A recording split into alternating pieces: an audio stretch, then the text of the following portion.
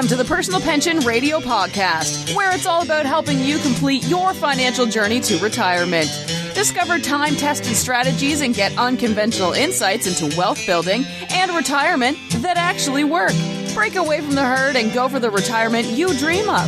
And now, here's your host, the income engineer, Kraig Strom.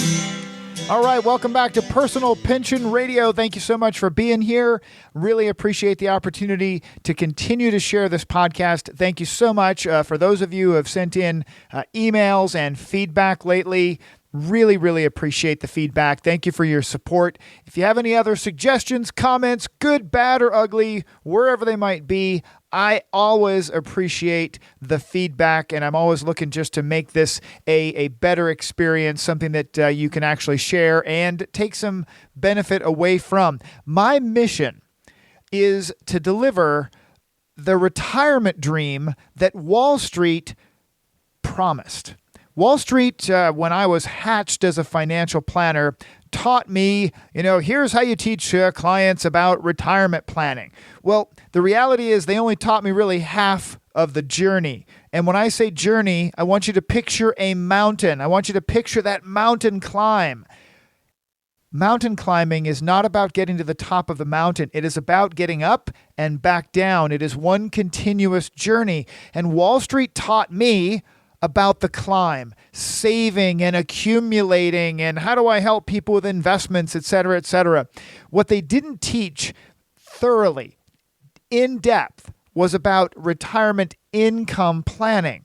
And what I want to do is help you pull back the curtain on that mainstream financial advice so that you can actually ask the questions that will help you. Ask the questions that will uncover your current path towards retirement, and if you're ready for it, if you're willing to get out of line with the rest of the sheep in the Wall Street line, you might actually have an opportunity to change your path, change your direction. I am here to help. If you want to get in touch with me, you can always just email me, Kraig with a K at kraigstrom.com. That's my easy one. Kraig with a K at kraigstrom.com. I had a question recently about my website, Personal Pension Radio. I do have that website down under construction right now. Not sure exactly when or how I'm going to bring that website back. For now, you can find me on Facebook and on LinkedIn. You always can just email me directly at that email address I just gave. Now, let's jump in with always my quick disclosure. I am not an attorney. I am not a certified public accountant. I am a certified financial planner professional with all the letters and numbers and years of experience that go with my titles and all that fun stuff. Please don't act on advice, please don't act on things that you hear on this show as if you just heard advice for you personally. And especially, please don't act on things you hear from financial entertainers, people who aren't even licensed to practice as financial advisors, people on the radio, podcasts, etc. Meet with a qualified financial planner, please, before you take action. I would love to be that person. I work with folks all over the country. The world is an extremely small place nowadays, and I work remote by web meeting all the time. If you're interested and you want to talk about your specific situation and how some of these things would apply to you, get in touch with me. I would love to chat, but that's how you should do it, is meet with somebody qualified, highly qualified in this conversation before you jump in and act on anything. Kind of doing your own brain surgery sometimes just doesn't pay off. Now, bonus segment has been getting a lot of attention. I do a bonus segment, Deal of the Week. So I share things in my life that I just love to get a good deal. I love to save money because if I save money, it ultimately benefits me in my lifestyle in most situations and in my retirement savings and planning and such. And it's just sort of become a habit and something that I look for. I look for ways that I can maybe hack the system or find a deal. I just enjoy it. It's become a habit. So my deal of the week is a personal oil change story.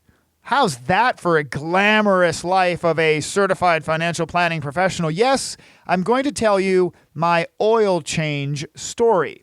Now, for some of you who've listened to the show for a long time, you'll probably remember, as a hobby, I am the organizer of a weekly car show. You're welcome to look it up. The show is Cars and Coffee Corona on Facebook. It's Cars Coffee Corona on Instagram, Cars Coffee Corona on Facebook. So I run a weekly car show. I'm a bit of a car nut. I have admitted that I have a problem, so much so that I actually got a car dealership license so that I could also trade, buy, and sell cars as part of my hobby, / I do have some money to be made in certain cars, and that's nice. So I'm a car guy. Now, I have a particular car right now for sale, and that car needs an oil change because I have driven it a few miles, and it's time for an oil change. And I thought it would be very interesting to see if I could do an oil change on a Porsche 911 Turbo. A pretty cool sports car, really nice sports car. Kind of one of those fancy posters on your wall kind of sports cars. And I thought, I don't know, do your own oil change. Let me see how much an oil change costs at the Porsche dealership. Well, that's $300 or more. $300 for an oil change. Now, I decided I'm going to do my own oil change. I had not done my own oil change because I had not done my own oil change in a long time because the oil change in my pickup truck is $20 at Walmart. And for $20, it is just well worth it to let the guys and gals at Walmart change the oil. Now, this particular car would not work for the oil change at Walmart, primarily because driving it up into the oil bay just doesn't work. This particular type of car has to be lifted off the ground in a specific way. You can't just take it to a regular oil change place unless they're set up for this kind of a car. So this idea of getting an oil change, like $300, and if you know me and you've heard this show and you know that I am all about, I just don't like paying retail when I can avoid it. I try not to pay retail. So when I heard a $300+ price, I got sticker shock. So I did a little homework. And there's a couple of great ladies on YouTube that own this same car that I have. And they did an awesome video about how to change the oil on your 911 Turbo. So I watched the video with a bowl of cereal, and I went to, of course, as you probably many of you do, the source of all knowledge, YouTube and Google, and I learned how to do it myself. Thank you, Franny. Now, her name is Franny. Now, my oil change was done today, on the day that I'm recording this podcast. I did it over the weekend after my car show. And I took the time while the car was kind of a little elevated up in the air a little bit to be able to look underneath the car and look for any other things that might need to be fixed. I found a screw that was missing on one of the protective plastic covers under the car, but nothing else major. The oil change was super easy, simple, and it cost me $75. It cost me $75 for the oil change, and it was actually kind of fun. I enjoy doing these kind of things. I enjoy, getting my hands dirty and doing something new. And I saved 75% off retail. 75%. I saved $225 doing my own oil change, and I actually enjoyed it. It was not difficult at all. So, folks, when you're out there and you're about to pay retail, just if you would, take a quick moment. Remember, pull out your iPhone or pull up YouTube and just double check. You might find out that it's actually quite simple. Because on this exact same car, I did my own brake job. And I saved hundreds and hundreds of dollars just doing my own brake job, and it wasn't terribly difficult. So there's your deal of the week. Now, segment 1 watch your step. Segment 1 is watch your step. I like to just be out there, and if I can see things or read things or hear things that you should be watching out for, I want to make sure that you're aware of them so you don't step in it as well. Last week, you might want to go back and check this one out. I talked about making sure that you really understand what your actual tax bracket is. You know, if you have children and mortgage interest to deduct and maybe business expenses and mileage to deduct and all of these things that you have to deduct, when you're putting in a 401k contribution, you might not really be getting that much of a tax offset. Your tax offset, your actual tax deferral rate might be at, for example, 20% or less. And you may not actually be getting that big of an impact. And someday, when you take that money out of your 401k, you're going to be at whatever tax rate the government wants to set for you then. So you just have to keep that in mind. Find out what your actual effective tax rates are. Now, this week, I want to talk to you about the 4% rule. Now, if you've listened to this show long enough, you've heard me talk about it, but I want to really highlight this. The 4% rule. If you're driving, running, you're on the treadmill, obviously don't write it down right now, but you've got to remember this, the 4% rule. And I'm going to call this the 4% rule reality check. All right? Here's my challenge to you. Find out what you are on track for.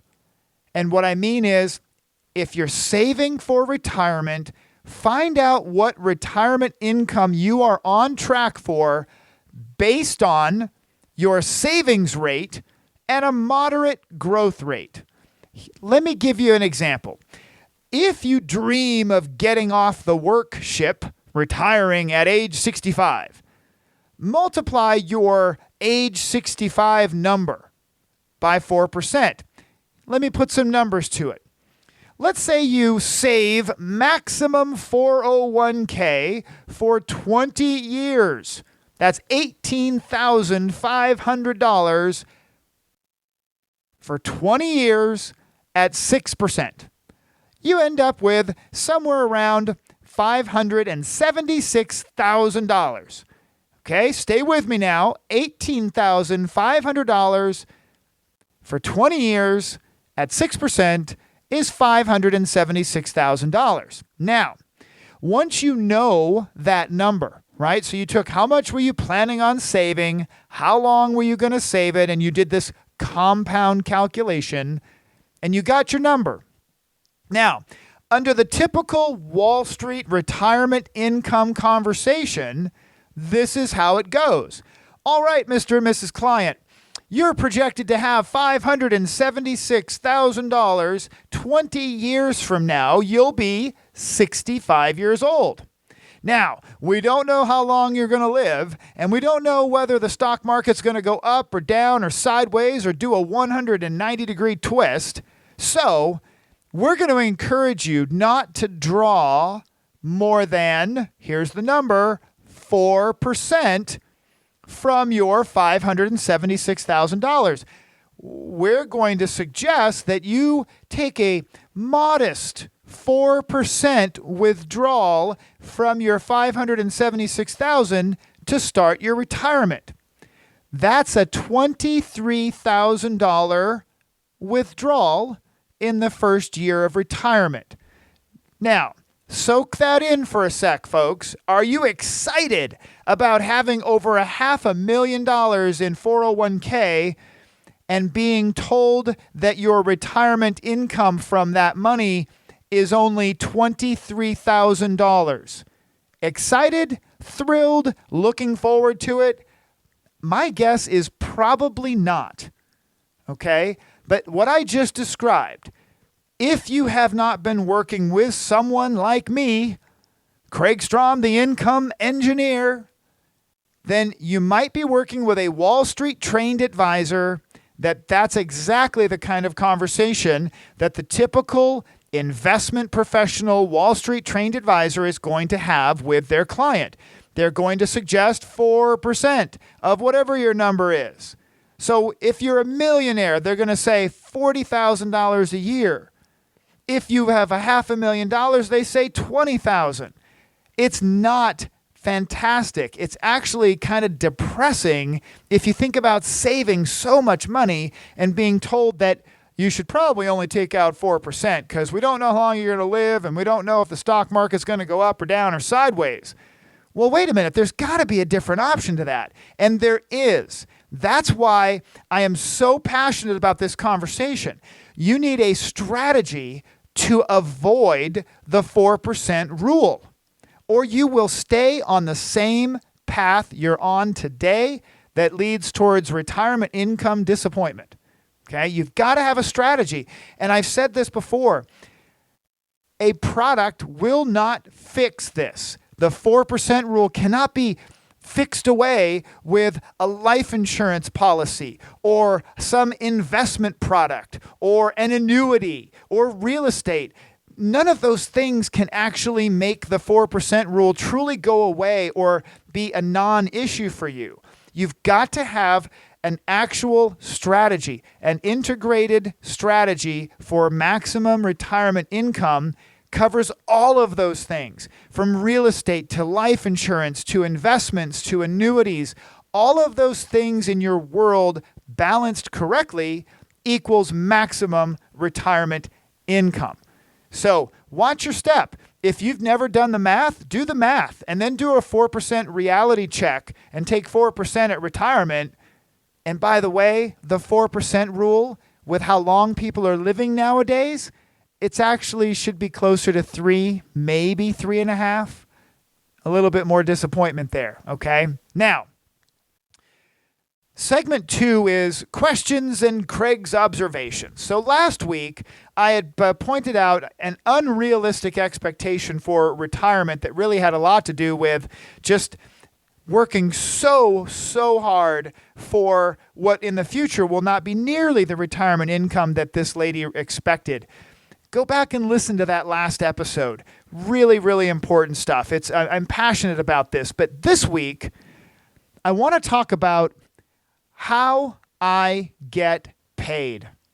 I want to talk about myself as a certified financial planning professional and a question that came up again recently, twice in the last week or so. How do I get paid as a financial advisor? So what I want to do is actually share an article that I wrote a while back called To Fee or Not to Fee.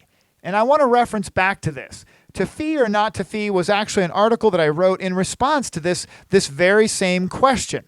Because over the 18 plus years that I have built my financial practice, I've lost track of how many times I've heard differing opinions on what kind of financial professional I should be. Should I be a commission-based advisor, an assets under management advisor, a fee-only advisor, right? This is a topic of contention in a highly competitive financial services world. Now, as with most things, as I trip on my tongue, as with most things in the financial world, the complete answer to this cannot be delivered in a 30-second soundbite. Personal biases should not be overlooked. So I want you to take a little moment here, and I want you to listen to this story about personal biases so that you can understand what I mean, that everybody, when I say everybody has a bias, all right? So let me tell you this story. So when I was a kid, my father was a real estate agent. Trouble is, he was not a very good real estate agent. In fact, he was never very good at it. We lived a very basic life, never had much money. We were a happy family, but our vacations consisted of long road trips in the family station wagon because we could never afford to fly anywhere. Now, we got awesome family time. So please know, awesome family time, right? Being the second youngest in the family, my clothes were third and fourth generation hand-me-downs. Now, again, we had a great childhood and we enjoyed life. But do you think that I have a bias against real estate? Having really watched as now an adult, my father struggle in the real estate business, do you think I might have a slight bias against the real estate industry? Of course. Well, now let me turn the tables. What if I told you, though, that my dad was actually a real estate investor and he was actually extremely good at it? He made a fantastic living. We lived in the biggest house. We had the best toys. We went on the grandest vacations. We went places that kids our age should not go. Instead of hand-me-downs, we all got to go shopping for new clothes before school started each year, and we lived the ideal life. Do you think that I might have a bias in favor of real estate? Of course. Of course I do. Right? Do you see the point? Everybody has a bias no matter what. By the way, I did mention that I just shared a story, right? That's a story that was actually shared with me long ago, and it just hit home. It's one of the primary reasons I wrote this article. Of course, you've got a bias, right? Everybody's got one. If we agree that everyone has one, of one sort or another, how do you choose then whether to work with a commission-based versus a fee-based versus an assets under management financial advisor? To answer this question, you've got to understand the inherent biases in each of these different areas, okay? So let's just go through it together. Let's talk about a fee-only financial professional. A fee-only financial professional. Now, this will come in a couple different shapes and sizes where you'll have someone who will charge a flat fee. The advisor charges one price for a comprehensive plan. They are paid by their customer and do not receive compensation from the sale of investments or insurance products. Flat fee professionals often refer business, like other business, to other advisors who receive commissions or fees from the sale of insurance or investment products. Now, where's the bias in a flat fee advisor? Because, oh my gosh, I can't tell you how many times I've heard, and I heard it just last week in a meeting, a flat fee advisor saying that we only charge flat fees, we're not biased. And I call BS, because the bias is the monetary bias of needing to charge another flat fee, right? The monetary bias for a flat fee advisor is an incentive to possibly rush through a plan so they can sell more plans. After all, they get paid based on the number of plans they produce, right? They work on piecework. They've got to produce more plans so they can charge more fees, right? So there's a bias, maybe to hustle through it and get another one. Now, you can also have a flat fee or a fee-only professional who works on an hourly basis. You know, these advisors get paid by the hour. Advisors charge for time spent meeting with clients as well as time spent drafting the plan. Creation of a comprehensive financial plan can take many hours, depending on the complexity of each client situation. So ongoing service and review of the plan is also billed on an hourly basis. Okay, now where's the bias in that? Well, of course, the hourly consultant has an economic incentive to lengthen the process. The more time spent making the plan, the more they get paid, right? That's just a simple bias. Now, I don't see too many hourly financial planners out there, but they exist. Now, what about financial planners who work on a retainer? They work on a retainer. Now, these are, again, under the fee-only list. The advisor collects a set amount at the beginning of the year during the initial engagement with a client. The first 12-month retainer usually includes several initial discovery meetings and the creation of the financial plan and ongoing review. Advisors who work on retainer often set restrictions on the unfettered access they give to clients. So those with a retainer-based arrangement should not expect to meet with their advisor every week. So now, where's the bias for a retainer-type financial planner? So in addition to the economic incentive to load up on retainer agreements, an advisor who collects a fee in advance may not have an incentive to monitor investment performance. They keep their retainer even if the investment returns waver. Now, assets under management, right? This is another type, a financial planner who wants to work on an assets under management. The assets under management advisor gets paid based on the value of the investments in their client's account. Okay. The average, charged is usually somewhere around 1%. I've seen it as high as 2.5% of total assets in the client accounts. So if you have a $500,000 IRA, you could pay as much as $7,500 per year in asset management fees and various other expenses. For the accounts above $1 million, the fees can drop below 1% with some advisors. Now, where's the bias in assets under management? Well, the assets under management professional has a monetary incentive to move more assets into assets under management. Pretty straightforward. The more investments under management, the higher the potential payday. And that's been a big, big push in the industry in the last 10 years.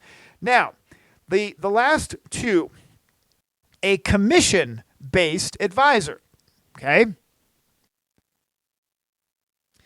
A commission-based advisor or professional is someone who works on commission and receives compensation from the sale of a product or a service. Now, I want you to listen carefully to examples of commission-based professionals, because I've spent years in the financial services world and I've made commissions on various different sales of products. And there are some financial entertainers out there who say, oh, you should never work with somebody who gets paid on commission. That's just terrible.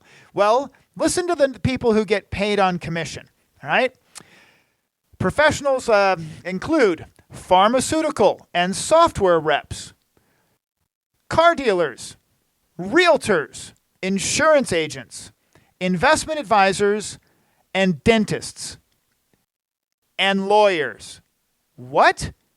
Wait a minute. Did you just say that dentists and lawyers are paid on commissions based on a percentage of revenue they bring into their business? Yes. There are plenty of dentists who are paid a percentage of the services they sell to their customers. They work in dental offices and they sell teeth whitening and they sell this and that, and all that's commission-based in many cases. Lawyers that work on commission under a larger law firm, they get paid a percentage of business they develop. There's nothing wrong with that. That's just the way it works. Consider the pay structure of a property and casualty insurance agent. They sell home and car and liability insurance. A car insurance agent is paid by the company providing the insurance, not by the customer. So a farmer's insurance agent is paid a commission based on the amount and type of insurance someone buys.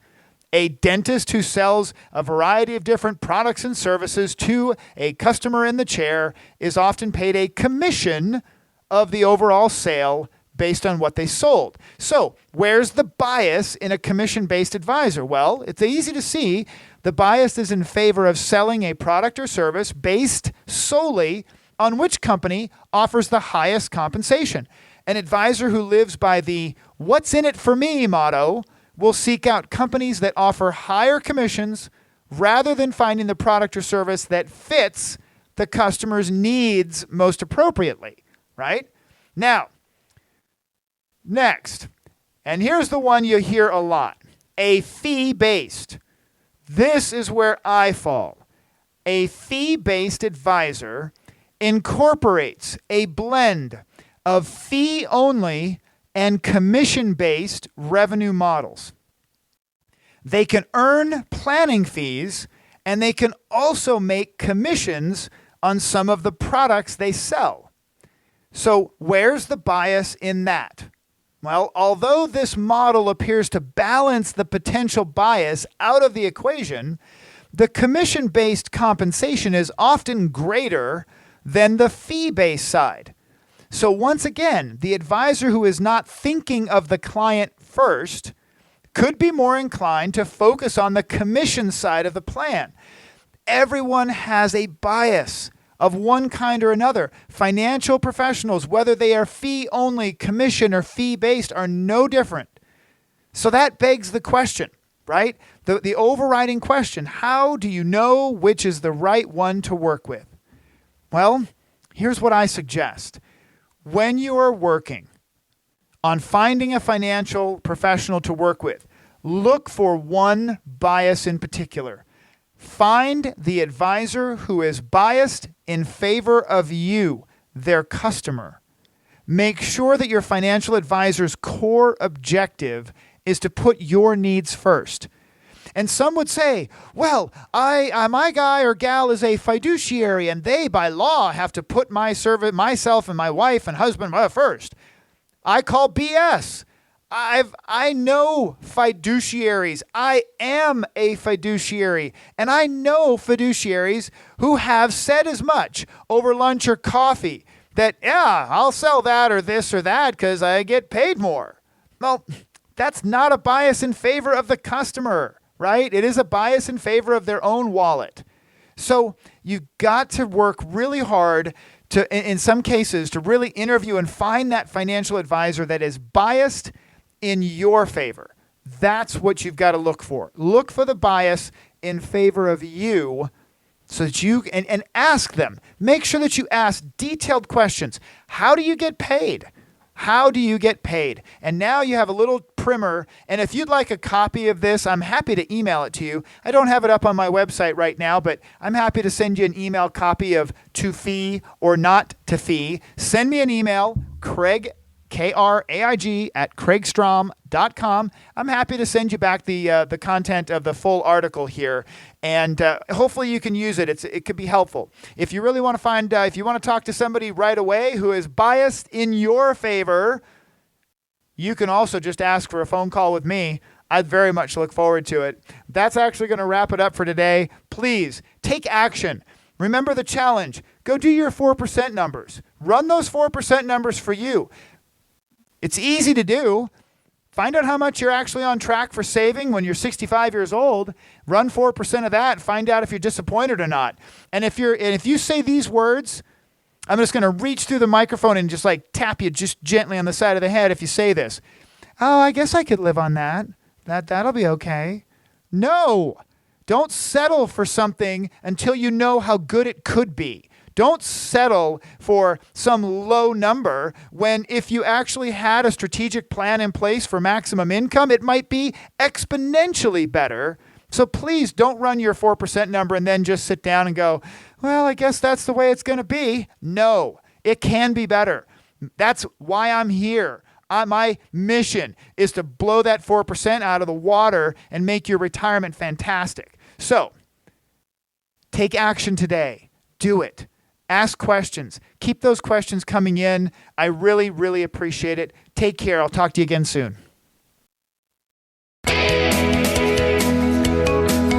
Thank you for listening to the Personal Pension Radio Podcast. If you missed anything during the show, that's okay. We took the notes for you. Check the show notes for links, offers, and a full transcript. And don't forget to head over to personalpensionradio.com and download your free retirement income report. While you are there, we would appreciate some iTunes love. Please leave us a fantastic rating on iTunes by going to personalpensionradio.com/iTunes. Thanks again for listening. Now for the disclosure. Information presented is for educational purposes only and is not intended for solicitation, sale or purchase of any security or financial product. Be sure to first consult with a qualified financial advisor and your tax professional before implementing any strategy discussed here. The term personal pension refers to a marketing name designed to educate future retirees and retirees about the economic principles behind creating their own pension-like income. The term personal pension is not intended to be confused with a defined benefit pension plan offered by an employer or by a government entity.